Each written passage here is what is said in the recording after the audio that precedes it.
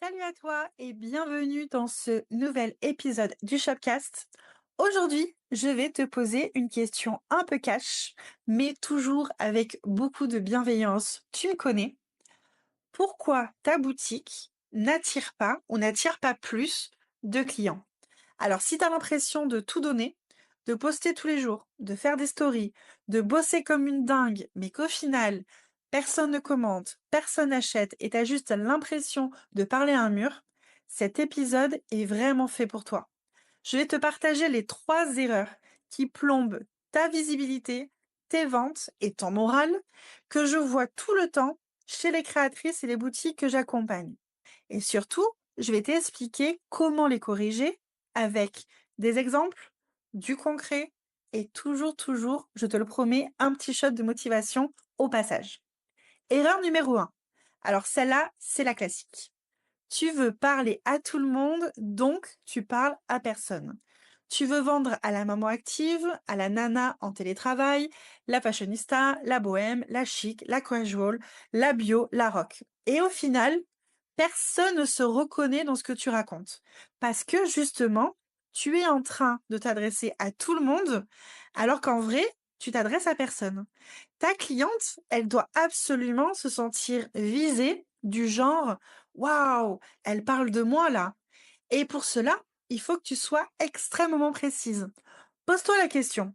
C'est qui ma cliente de cœur? Elle fait quoi dans la vie? Elle achète comment? C'est quoi ses galères du quotidien? Elle rêve de quoi? Elle déteste quoi? Et ensuite, et ça c'est très important, tu dois lui parler avec ses mots à elle. Un exemple tout simple et une erreur que je vois très souvent, au lieu de dire nouvelle collection dispo, dis plutôt tu cherches la tenue qui sauvera ton lundi matin, ben elle est là.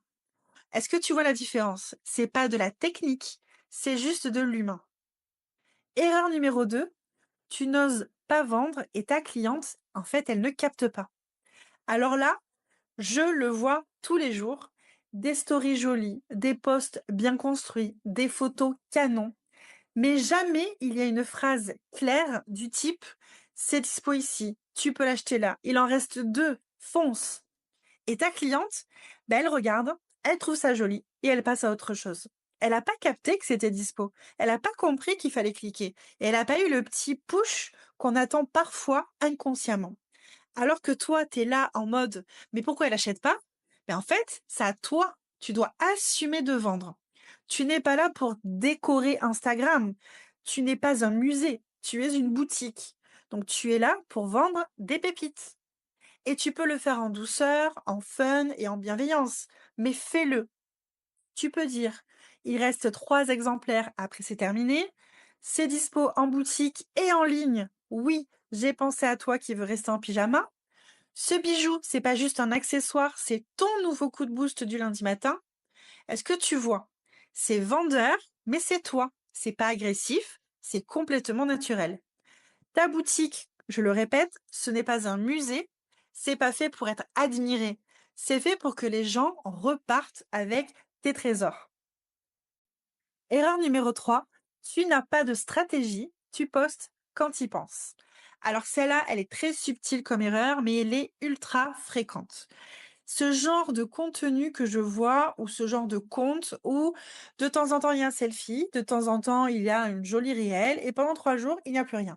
C'est-à-dire que la personne, elle n'est pas régulière, elle n'est pas constante et du coup, et évidemment, bah, tu lui fais pas confiance puisque l'achat, on achète auprès d'une personne en qui on a confiance. Donc si ta boutique 2.0 que je considère être Instagram est fermée 3 jours par semaine parce que tu n'as pas publié une publication, un réel ou la moindre story, bah, on va pas s'intéresser à ton contenu et du coup, tu m'auras perdu. Donc, ce qu'il faut faire, c'est penser en amont, qu'est-ce que je veux vendre ce mois-ci? À qui? Quel est mon message et avec quel format? Je dois penser aussi à quel moment je vais publier, à quel moment c'est stratégique pour moi de publier.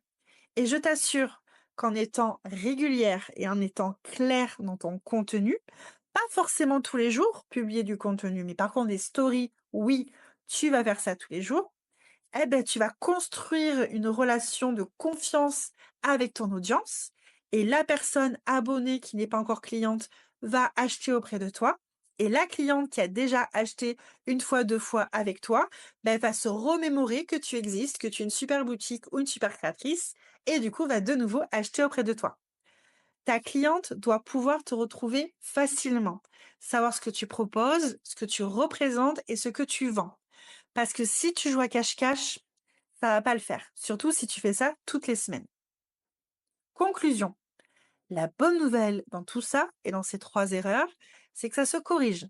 Parce que si tu t'es reconnu dans une erreur ou même les 3, c'est complètement normal. Franchement, on y passe toutes, moi la première à mes débuts. Mais maintenant que tu les connais, tu vas pouvoir les corriger petit à petit.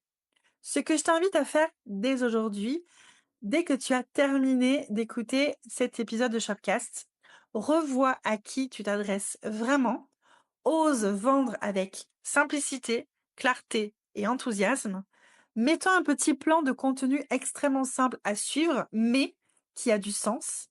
Et évidemment, si tu as besoin d'une main tendue, viens me parler sur Instagram, je suis là, je réponds toujours, tu le sais. Ton business, il mérite d'être vu. Tes produits, ils méritent d'être portés, utilisés et aimés. Et toi, tu mérites de te sentir fière et sereine dans ton activité. Alors go, tu reprends les graines de ton business et comme je dis toujours, ta boutique mérite de briller et toi aussi.